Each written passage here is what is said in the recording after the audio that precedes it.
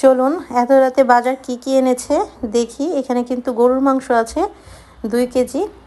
আর এই যে মাছগুলোর নাম জানি না, সামুদ্রিক মাছ বড় বড়ই কিন্তু আছে, এটা কাটিয়ে এনেছে। কিন্তু এই টাকি মাছগুলোরে কিন্তু টাকায় কাটায় আনতে পারে নাই। এইগুলা কিন্তু কীভাবে তাকিয়ে আছে, প্রত্যেকটাই কিন্তু এগুলো তাজা। দেখুন কি করছে, আমাকে কিন্তু একটা হাত কামড়ে দিয়েছে, একটু চামড়া উঠে গেছে।